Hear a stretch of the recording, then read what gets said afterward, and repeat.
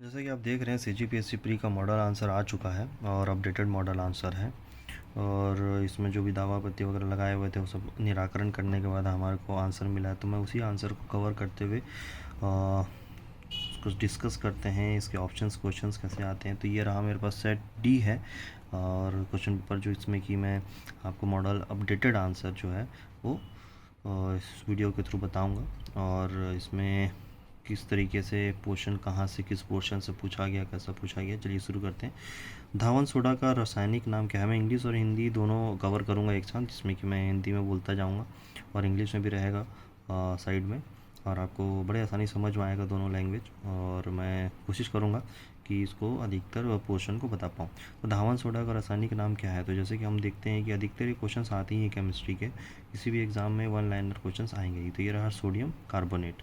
अधिकतर लोग इसमें गलती करते हैं बाइकार्बोनेट वाला, लेकिन ये कन्फ्यूजिंग क्वेश्चन जानबूझ कर दिया जाता है ताकि जो परीक्षार्थी हो परेशान हो, और जो अच्छे से रिवाइज करके या अच्छे तरीके से याद होगा तो वो तो आंसर उसको पता ही होगा। तो इस तरह के क्वेश्चंस आते ही हैं कन्फ्यूजन टाइप के, लेकिन आपको क्लियर रहना है। ये सब क्वेश्चंस आते हैं तो आपको रिवाइज करके रेडी रखना है। इसका जो आंसर है ऑप्शन है सोडियम कार्बोनेट। निम्नलिखित में से किसने कहा भारत भारतीयों के लिए है? दयानंद सरस्वती। इतिहास का क्वेश्चन है। निम्नलिखित कथनों पर विचार करें और नीचे दिए गए सही विकल्प चुनें। ठीक है, इसमें बोला है, ध्यान से देखिएगा, सही विकल्प चुनें। इसको आप ज़रूर फोकस करके पढ़िएगा क्वेश्चन कि सही पूछ रहा है, सत्य पूछ रहा है, असत्य, सही कि गलत, सही। तो सही की तरफ ध्यान दीजिए। पहले अच्छे से सवाल पढ़ें कि सही विकल्प चुनें, और उसका कथन सी, कथन एक और दो दोनों ही सही नहीं है। इसका मतलब समझ रहे हैं कि कथन पूछ रहा है इसमें कि क्या ये सही है, और क्वेश्चन पूछ रहा है कि इसमें से सही चुने। प्लास्टिक कचरे से प्राप्त ईंधन की ऑक्टेन रेटिंग कम होती है। ओके, ऑक्टेन संख्या जितनी कम होगी, विस्फोट के बिना संपीड़न झेलने की ईंधन की क्षमता उतनी ही अधिक होगी। इस प्रकार से पता चलता है कि दोनों ही गलत हैं, और क्वेश्चन में जो पूछा गया है कि दोनों ऑप्शन में से सही कौन है, तो ये सही तरीके से बात ये है कि आपका ये दोनों गलत हैं। प्रश्न 4, भारतीय संविधान के निम्नलिखित में से कौन सा अनुच्छेद वार्षिक वित्तीय विवरण से संबंधित है? अनुच्छेद 112। ध्यान से पढ़िएगा, वित्तीय विवरण पूछ रहा है इसमें, अनुच्छेद वार्षिक वित्तीय विवरण, तो अनुच्छेद 112। निम्नलिखित में से कौन सा मंदिर वास्तुकला की वेशल शैली का उदाहरण? जैसे कि हम देखे होंगे, हम हिस्ट्री पढ़े होंगे कि अलग अलग शैली के मंदिर बनाए जाते हैं, उसी प्रकार से इसमें पूछा गया वेशल शैली का उदाहरण मंदिर वास्तुकला में, तो ये है होयसलेश्वर मंदिर। ठीक है। और प्रश्न संख्या 6, संघ और उसके अधिकार क्षेत्र के संबंध में निम्नलिखित कथनों पर विचार करें।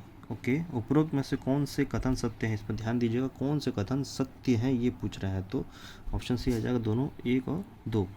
भारत 28 राज्यों और 8 संघ शासित प्रदेशों से बना हुआ है। ठीक है, इसमें जम्मू कश्मीर यूनियन टेरेटरी बन गया और 2 डिवाइड हो गया। इधर से दादरा नगर हवेली को भी एक में कल इंक्लूड कर दिया गया है।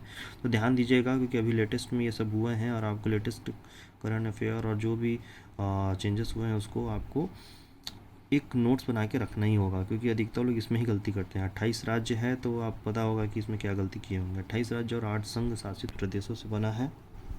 उसमें भारत राज्य का एक संघ है जो संपूर्ण प्रभुता संपन्न समाजवादी धर्मनिरपेक्ष संसदीय व्यवस्था की साकार वाला लोकतांत्रिक गणराज्य है। ओके। प्रश्न 7, एयर इंडिया के माइक्रोसॉफ्ट की एजूर ओपन एआई सेवा द्वारा शक्ति प्राप्त जनरेटिव एआई आभासी एजेंट का क्या नाम है? महाराजा। ओके, स्कर्वी एक बीमारी है की कमी के कारण होती है। ये बहुत फेवरेट क्वेश्चन है एग्जामिनर्स के, तो इसका आंसर होगा विटामिन सी। निम्नलिखित में से कौन सा आधुनिक भारतीय इतिहास में घटनाओं के सही क्रम को इंगित करता है? तो मोर्ले मिंटो सुधार, जलियांवाला बाग त्रासदी, गांधी इरविन समझौता, अगस्त प्रस्ताव, ये इस तरीके का एक पैटर्न बनेगा। ओके। प्रश्न 10 है, जमीन से वायुमंडल के शीर्ष तक हवा के एक स्तंभ में ओजोन की मोटाई के रूप में मापा जाता है। इसमें पूछा गया मापा जाता है कि इससे डॉप्शन इकाइयाँ, इसमें भी आपको ये थॉम्सन और डॉप्सन दोनों में कन्फ्यूज़न क्रिएट होगा, तो इसकी आंसर होगा डॉप्सन इकाइयाँ, सी। कैबिनेट सचिवालय के संबंध में निम्नलिखित कथनों पर विचार करें। ठीक है, उपरोक्त में से कथन सत्य है, इसमें सत्य पूछा है, ध्यान दीजिएगा, इसमें सत्य पूछा है केवल 2। सचिवालय का प्रशासनिक प्रमुख कैबिनेट सचिव है, जो लोक सेवा मंडल का पदेन अध्यक्ष भी होता है। ओके। भौतिकी में नोबेल पुरस्कार 2023 प्रदान किया गया, ये आप करंट अफेयर क्वेश्चन है। प्रयोग विधियाँ जो पदार्थ में इलेक्ट्रॉन गतिशीलता के अध्ययन के लिए प्रकाश की ऑटो सेकंड कंपन उत्पन्न करती है। ओके। 13वां आ जाते हैं, रॉलेट सत्याग्रह के बारे में निम्नलिखित कथनों पर विचार करें। ये काफ़ी क्वेश्चन देखा गया है कि बोला गया है कि ये विवादित जैसा है और कुछ अलग प्रकार के क्वेश्चन आए, लेकिन ये कुछ ऐसा इसमें रखा नहीं है, क्योंकि जो भी इतिहास पढ़ा होगा उनको ये पता होगा। ये just like a tricky question है, लेकिन ये अगर आप मेमोराइज़ करते हैं और कुछ रिमाइंड करते हैं तो ये आपको आसानी से सवाल बन जाएंगे। इसमें ये देखिए कि नीचे सही विकल्प का चयन करें। सही विकल्प पूछा तो कथन एक और दो दोनों सही है। रॉलेट सत्याग्रह ब्रिटिश शासन के खिलाफ पहला अखिल भारतीय संघर्ष साबित हुआ, हालांकि यह काफ़ी हद तक शहरों तक ही सीमित रहा। ओके। रॉलेट एक्ट ने अभिव्यक्ति की स्वतंत्रता जैसे मौलिक अधिकारों पर अंकुश लगाया और पुलिस की शक्तियों को मजबूत किया। ठीक है, उस समय के अंग्रेजों के टाइम की क्वेश्चन है, तो इस तरीके के इन लोगों ने किया हुआ था, तो उसका कथन एक और दो सही है। भारत के सर्वोच्च न्यायालय में सरकार का मुख्य विधिक सलाहकार और इसका प्राथमिक अधिवक्ता कौन है? जी हाँ, ये मॉडल आंसर में अपडेट हुआ है, तो ये उपरोक्त में से कोई नहीं चले गया। इससे पहले इसमें कुछ और ऑप्शन लिया हुआ था और अपडेटेड होने के बाद उपरोक्त में से कोई नहीं आ गया। 15वां में आ जाते हैं, इसरो द्वारा हाल ही में शुरू किए गए एक्सपोसेट एक्सो पोलैरिमीटर सैटेलाइट के बारे में निम्नलिखित कथनों पर विचार करिए। फेवरेट क्वेश्चन माना जा रहा है अब इसरो के बारे में, क्योंकि आगे भी क्वेश्चंस आएंगे ही। चंद्रयान आदित्य, इस पर भी क्वेश्चन आएंगे, तो करंट अफेयर के लिए फेवरेट क्वेश्चन है और बहुत आसान क्वेश्चन। इसमें आपको one time one liner question ही आता है। तो इसमें पूछा गया है कि उपरोक्त में कौन सा कथन सत्य है? इसमें सत्य है पूछा गया है, तो दोनों, एक और दो दोनों। वह चरम स्थिति में चमकदार खगोलीय एक्सरे स्रोतों की विभिन्न गतियों का अध्ययन करने वाला भारत का पहला समर्पित पोलैरिमेट्री मिशन है। अंतरिक्ष यान पृथ्वी की निचली कक्षा में 2 वैज्ञानिक पेलोड ले जाएगा। ओके, ये दोनों कथन सत्य हैं। अब आ जाते हैं हम लोग 16 पे। हिमालय की सबसे बड़ी बाहरी श्रृंखला को क्या कहा जाता है? बाहरी श्रृंखला शिवालिक बोला जाता है। ये आप इंडियन ज्योग्राफी का क्वेश्चन है, जब आप उसमें मैप्स में जाएंगे जियोग्राफिकल और फिजिकल फीचर्स में, तो आपको ये फर्स्ट में ही मिलेगा। जी हाँ, हिमालयस जो आप पढ़ेंगे ट्रांस हिमालयस से हिमालयस में, तो ये फर्स्ट तरीके से ही बेसिक क्लियर करने के लिए पूछा जाता है। 17वां, भारत की 12वीं पंचवर्षीय योजना की अवधि क्या थी 2012 से 2017? ये आपको बेसिक क्वेश्चन इकोनॉमिक्स के हैं, ये आते ही हैं। और पहले पंचवर्षीय योजना कब शुरू हुई, पहला, दूसरा, किसमें आपको सफलता मिली, ये सब क्वेश्चंस आते ही हैं पंचवर्षीय योजना से। भले ही अभी नीति आयोग हो गया, लेकिन ये आएंगी। 18वां चले जाता है, संगीत श्रेणी में किस भारतीय शहर को यूनेस्को क्रिएटिव सिटीज़ नेटवर्क में जोड़ा गया? काफ़ी बेहतर क्वेश्चन और अच्छा है, क्योंकि ये उम्मीद किया जा रहा था कि ये क्वेश्चन आएगा ही, यूनेस्को से आने ही, क्योंकि ये ग्वालियर जो क्षेत्र है इसमें ये जोड़ा गया है और ये अभी करंट की बात है। और इसके नाम काफ़ी उछले थे ग्वालियर के नाम से, तो ये क्वेश्चन पूछा जाना कुछ नई बात नहीं, लाजमी था। वन लाइनर क्वेश्चन है, बेस्ट क्वेश्चन है। चलिए आगे बढ़ते हैं, इसका आंसर ग्वालियर आएगा, सी। 19 भारतीय राष्ट्रीय कांग्रेस की स्थापना के बारे में निम्नलिखित में से कौन से कथन सही हैं? इसमें ये देखिए कौन से कथन सही हैं ये पूछा जा रहा है, तो केवल एक और दो, केवल एक और दो। इसका मतलब भारतीय राष्ट्रीय कांग्रेस का गठन 1885 में हुआ था। ओके, भारतीय राष्ट्रीय कांग्रेस के पहले अध्यक्ष व्योमेश चंद्र बनर्जी थे। ठीक है, अगला क्वेश्चन चलते हैं। 20वां क्वेश्चन देखिए, अर्थशास्त्र में 2023 स्वेरिजेस रिक्स बैंक पुरस्कार, नोबेल पुरस्कार में किसे सम्मानित किया गया? इसमें ये देखेंगे कि ये करंट अफेयर में आ जाता है, क्लॉडिया गोल्डिन। चलिए अब आगे चलते हैं। 21वां क्वेश्चन है, माजुली विश्व का सबसे बड़ा आबाद नदी द्वीप है जिसका निर्माण किसके द्वारा हुआ है? ब्रह्मपुत्र नदी। जी हाँ, ये ब्रह्मपुत्र नदी ही आएगा, आप ड्रेनेज सिस्टम में पढ़ेंगे। और ये काफ़ी पूछा गया क्वेश्चन है, इससे पहले ही पूछा गया एसएससी में, यूपीएससी, या फिर देखेंगे सीजीपीएससी में भी पूछा गया इंडियन ज्योग्राफी क्वेश्चन, और इससे आएंगे ही, क्योंकि ब्रह्मपुत्र जो आप नॉर्थ ईस्ट में एंटर करते हैं वहाँ भी अलग अलग नाम से जाना जाता है, नेपाल में भी अलग नाम से बोला जाता है, तिब्बत में अलग नाम से जाना जाता है ब्रह्मपुत्र। तो ब्रह्मपुत्र से रिलेटेड जो भी नदी हैं, ड्रेनेज सिस्टम है और ट्रिब्यूटरीज हैं, ये इंपॉर्टेंट हो जाते हैं, और ये जो भी बनाते हैं बीच में आपका ड्रेनेज सिस्टम, तो ये एक तरीके से गंगा, ब्रह्मपुत्र, नर्मदा, ये सब इंपॉर्टेंट हो जाते हैं और ये बेस्ट क्वेश्चन होते हैं वन लाइनर के लिए। चलिए आगे बढ़ते हैं। निम्नलिखित में से कौन सी नास्तिक विचारधारा है? बौद्ध। ओके, इतिहास के क्वेश्चन आर्ट एंड कल्चर के आ जाते हैं।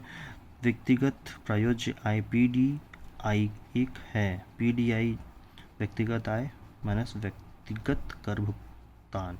ये देखा जाए तो एक तरीके से फॉर्मूला ही पूछ दिया गया है, जो कि हम लोग बेसिक पढ़ते हैं, GNP, NNP, GDP, NDP ये सब।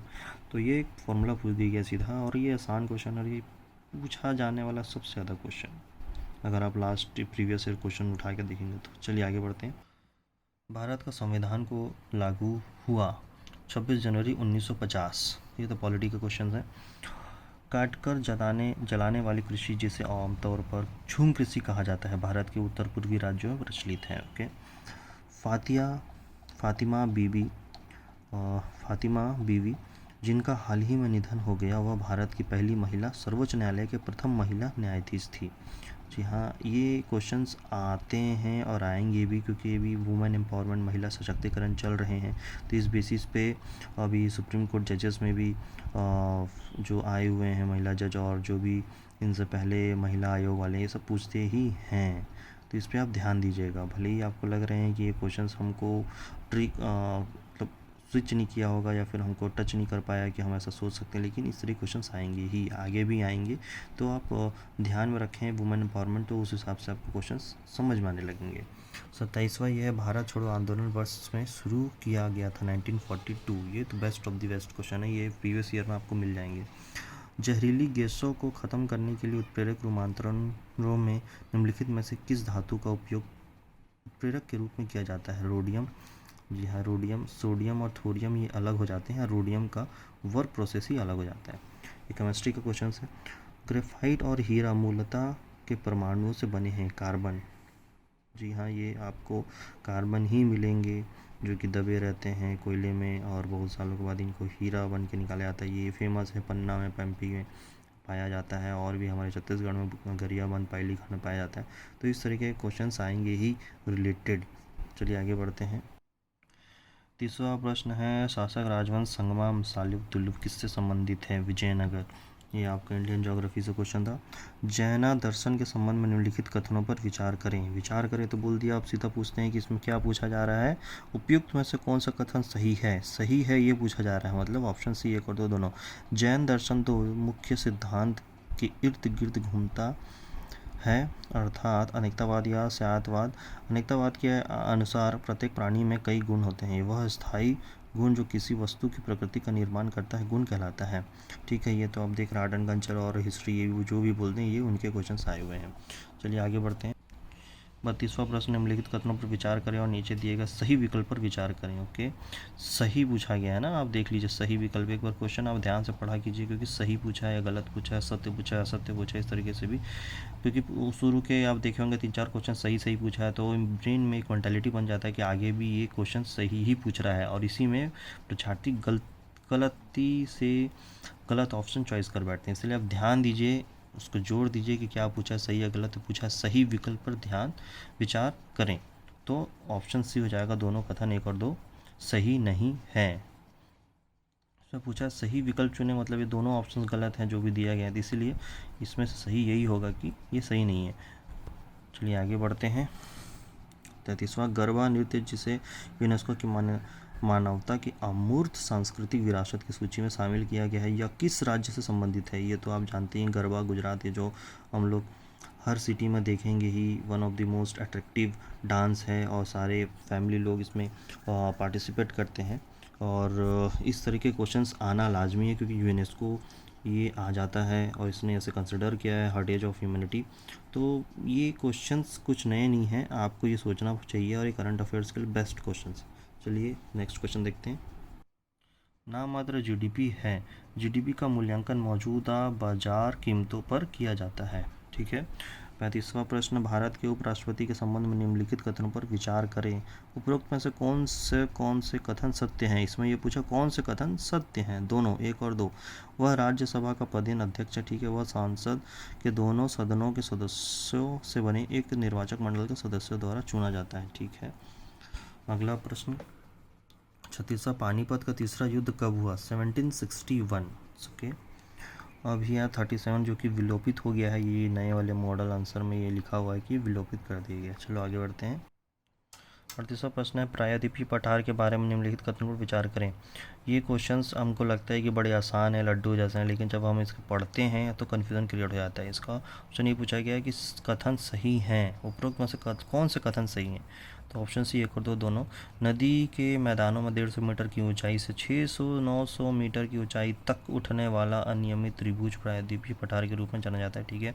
उत्तर पश्चिम में दिल्ली पर्वतमाला, पूर्व में राजमहल की पहाड़ियाँ, पश्चिम में गिर पर्वतमाला और दक्षिण में कार्डमम पहाड़ियाँ प्रायद्वीपीय पठार की बाहरी सीमा बनाती हैं। ठीक है। अभी नए मॉडल आंसर में इन्हें भी विलोपित कर दिया गया है। 39वां क्वेश्चन 39। चलिए नेक्स्ट क्वेश्चन देखते हैं। 40वां क्वेश्चन से, बौद्ध दर्शन के विशेषता के संबंध में निम्नलिखित कथनों पर विचार करें। ठीक है। इसमें पूछा है कि उपयुक्त में से कौन सा कथन सही है। इसमें पूछा कथन सही है सी 1 और 2 दोनों। बौद्ध दर्शन का बीज गौतम युद्ध की शिक्षाओं में मिलता है। बुद्ध ने हमेशा दार्शनिक समस्याओं में उलझने के बजाय मानवीय कष्टों से मुक्ति के लिए नैतिक जीवन जीने पर जोर दिया। ये इनका वन लाइनर आंसर रहेगा ही। आप बौद्ध दर्शन या फिर बौद्ध जी के बारे में पढ़े होंगे इतिहास में, आर्ट एंड कल्चर में, तो ये क्लियर कट आपको मिलेगा जो ऑप्शंस में दिए हुए हैं। चलिए अब नेक्स्ट क्वेश्चन 41, लक्षद्वीप द्वीप समूह के बारे में निम्नलिखित कथनों पर विचार करें। कि इसमें ये लिखा है कि उक्त में कौन से कथन सही हैं। ठीक है। केवल 1 और 2। द्वीप का यह समूह छोटे मूंगा द्वीपों से बना है। ठीक है। पहले इन्हें लोक्का द्वीप, मिनिकॉय और अमीन द्वीप के नाम से जाना जाता था। ठीक है। इसमें ऑप्शन बी 1 और 2 दोनों सही हैं। चलिए नेक्स्ट क्वेश्चन जो कि करंट अफेयर क्वेश्चन है 42। जापान ओपन 2023 पुरुष एकल का खिताब किस बैडमिंटन खिलाड़ी ने जीता। विक्टर एक्सेल्सन है। ठीक है। 43, भारतीय रेगिस्तान के बारे में निम्नलिखित में से कौन से कथन सही हैं। उक्त सभी, कौन से कथन सही है पूछ रहा है। उक्त सभी मतलब भारतीय रेगिस्तान अरावली पहाड़ियों के पश्चिम किनारे पर स्थित है। ठीक है। इस क्षेत्र में प्रतिवर्ष 150 mm से बहुत कम वर्षा होती है। ठीक है। लूनी इस क्षेत्र की एकमात्र बड़ी नदी है। ये भी सही है। 44, निम्नलिखित में से किस हार्मोन का प्रयोग गलत तरीके से जानवरों से दुग्ध उत्पादन बढ़ाने और सब्जियों जैसे कद्दू, तरबूज आदि के आकार बढ़ाने के लिए किया जाता है। इसमें आप देखेंगे ये क्वेश्चन बहुत बार रिपीट हुआ है। प्रीवियस ईयर क्वेश्चन उठा के देख लीजिए, अलग अलग तरीके से पूछा गया है। केमिस्ट्री का क्वेश्चन है।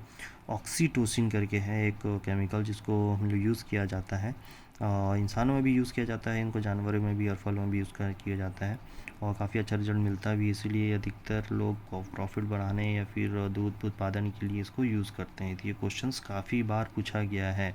इस तरीके के क्वेश्चन से आप ध्यान में रखेंगे। ये वन लाइनर क्वेश्चन है और ये पूछते ही हैं। चलिए नेक्स्ट क्वेश्चन, मध्य भारत की मीनारों के बारे में निम्नलिखित पर विचार करें। ठीक है। उपरोक्त में से कौन सा कथन सही है। इसमें ये पूछ रहा है कि कौन से कथन सही हैं। तो केवल बी जो केवल 2 है। 15वीं शताब्दी में निर्मित चांद मीनार 210 फीट ऊंची एक पतली मीनार है जो 4 मंजिलों में विभाजित है। ठीक है। उसके बाद आ जाते हैं 46 राष्ट्रीय आय एनआई है।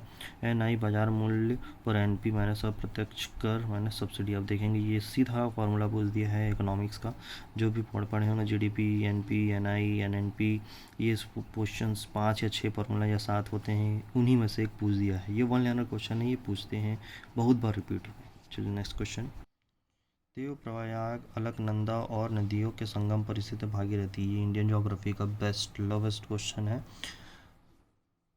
चलिए नेक्स्ट क्वेश्चन में चलते हैं। 48, इसरो के चंद्रयान 3 के बारे में निम्नलिखित में से कौन सा कथन सत्य है। मैंने बोला था करंट अफेयर का ये इसरो रिलेटेड और आदित्य L1 और चंद्रयान ये आपको पूछना ही है। एक्सपोसेट का भी आया हुआ था। ये वन लाइनर क्वेश्चन है, बेस्ट लवेस्ट क्वेश्चन है एग्जामिनर्स के लिए। तो इसके जो पूछा गया है कि कौन सा कथन सत्य है पूछा गया है, तो ऑप्शन सी दोनों 1 और 2। चंद्रयान 3 एक छोर से दूसरे छोर पर सुरक्षित रूप से उतारने और चंद्रमा के तल पर घूमने के लिए क्षमता का प्रदर्शन करने के लिए चंद्रयान 2 का अनुवर्ती था। ओके, इसे प्रक्षेपास्त्र LVM-3 द्वारा प्रक्षेपित किया गया। ठीक है।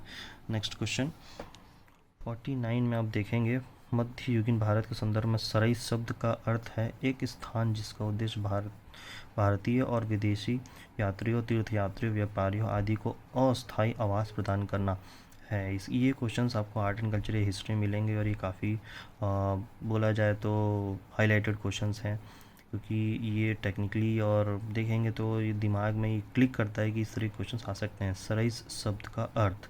चलिए नेक्स्ट क्वेश्चन 50वां जो कि हमारा आखिरी होगा, क्योंकि मैं इसको 2 पार्ट में बनाऊंगा और काफ़ी डिटेल में बताते जाऊं ताकि किस सेक्शन में आ रहा है, किस तरह क्वेश्चंस आ रहे हैं।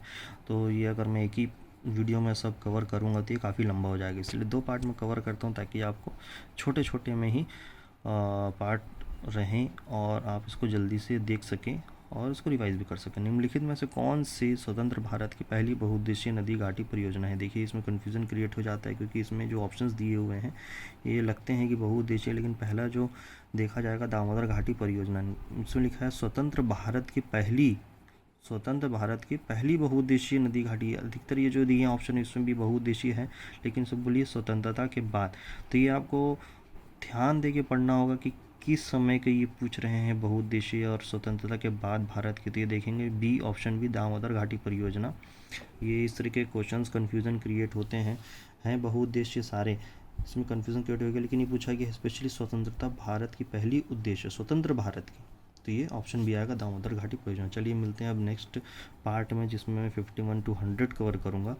और कैसा लगा मेरा वीडियो, लाइक से सब्सक्राइब कीजिएगा। चलिए ठीक, मिलते हैं, धन्यवाद।